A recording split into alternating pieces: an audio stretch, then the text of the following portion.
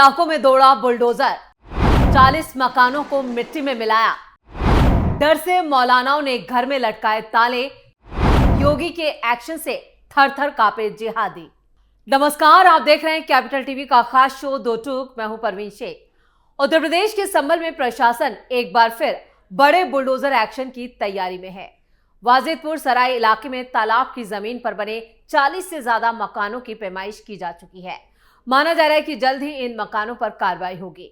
वहीं देवरिया के अवैध बाजार पर पिछले 2 दिनों से चल रही बुलडोजर कार्रवाई तीसरे दिन रोक दी गई। पहले दिन बाजार के ऊपरी हिस्से का गुंबद तोड़ा गया था और अब उसका मलबा भी हटा दिया गया। बताया जा रहा है कि बाजार के आगे का हिस्सा अब नहीं तोड़ा जाएगा और वो जस की तस रहेगी। यूपी के कई शहरों में जारी बुलडोजर एक्शन की अवैध अतिक्रमण के खिलाफ यूपी में ताबड़तोड़ बुलडोजर गरज रहा है और योगी का एक्शन लगातार जारी है। संभल में जहां 2 मकानों पर बुलडोजर वाली कार्रवाई हुई, वहीं वाराणसी के दाल मंडी इलाके में बुलडोजर एक्शन हुआ। इसके साथ देवरिया में सरकारी जमीन पर बनी एक मजार को बुलडोजर से ढहाया गया। यूपी में बुलडोजर कार्रवाई एक बार फिर सुर्खियों में है और इसे लेकर राजनीतिक बहस भी तेज हो गई है। लखनऊ के 12 गांव में चला बुलडोजर।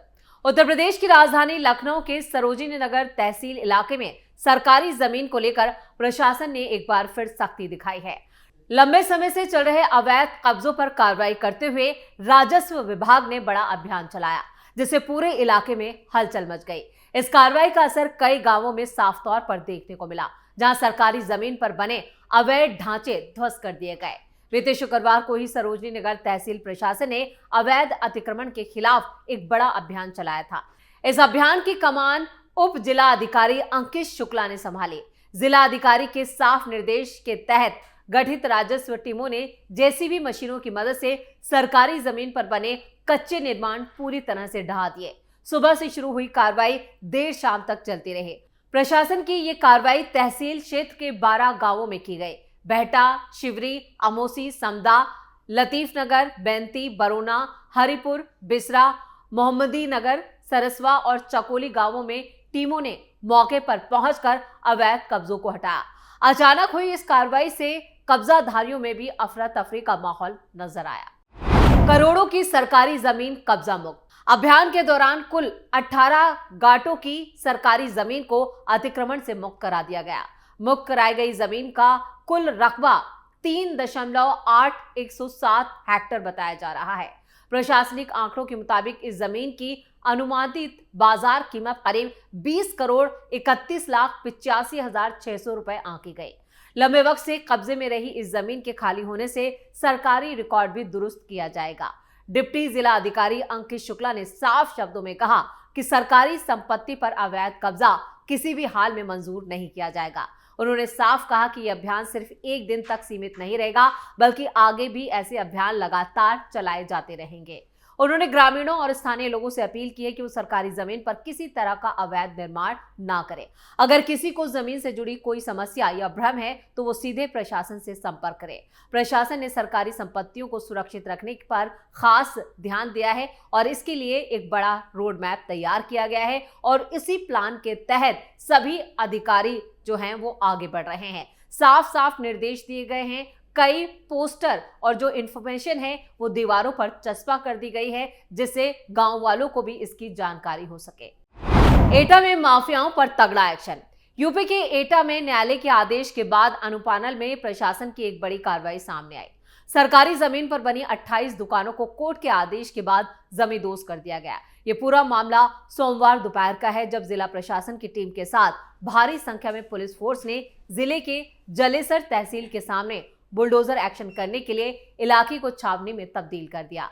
एटा जिला अधिकारी प्रेम रंजन सिंह ने अदालत के आदेश का पालन करते हुए टीम का गठन किया, जिसमें जलेसर एसडीएम भावना विमल की अगुवाई में ये पूरा एक्शन अंजाम दिया गया।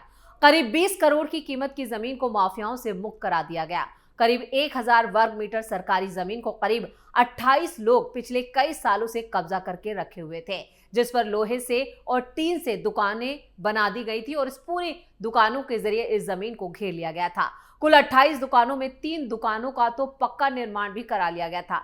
जिला प्रशासन की इस कार्रवाई से माफियाओं में हड़कंप का माहौल बन गया है। उप जिला अधिकारी भावना विमल ने बताया कि पिछले करीब 8 से 10 सालों से सिविल अदालत में सरकार से मुकदमा चल रहा था। वाद में सभी 28 लोग कोर्ट में ना तो मौजूद हुए और ना ही किसी तरह का कोई दस्तावेज दिया, जिसके चलते सरकार की जीत हुई और अदालत ने सरकारी जमीन पर अवैध निर्माण को हटाने के आदेश दिए, जिसके बाद इस कार्रवाई को अंजाम दिया गया। यानी यकीन मानिए कि 20 करोड़ से ज्यादा की जमीन पर इन माफियाओं ने कब्जा कर रखा था।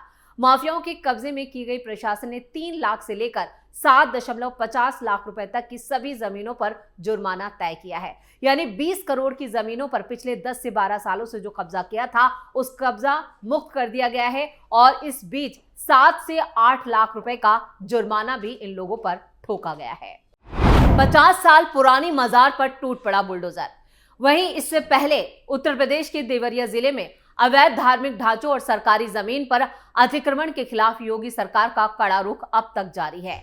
प्रशासन ने करीब 5 दशक पुरानी एक मजार को भी अवैध घोषित करते हुए बुलडोजर की मदद से ध्वस्त किया। इस इलाके में भारी सुरक्षा बल भी तैनात किया गया था। उत्तर प्रदेश के देवरिया जिले में सरकारी जमीन पर अतिक्रमण मुक्त कराने का अभियान कई सालों से चल रहा है। अब इसमें और ज्यादा तेजी लाई जा रही है।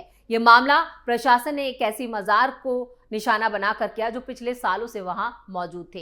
इस कार्रवाई के दौरान हालात को कंट्रोल में रखने के लिए भी भारी संख्या में पुलिस बल और प्रशासनिक अधिकारियों की मौजूदगी रहे, जिससे पूरा इलाका किसी सैन्य छावनी जैसा नजर आया। प्रशासन का दावा है कि यह ढांचा सरकारी जमीन पर गैर कानूनी रूप से बनाया गया था, जिसे हटाने के लिए लंबी कानूनी प्रक्रिया का पालन किया गया। उसके बाद ही मजार के आगे के हिस्से को ध्वस्त किया गया।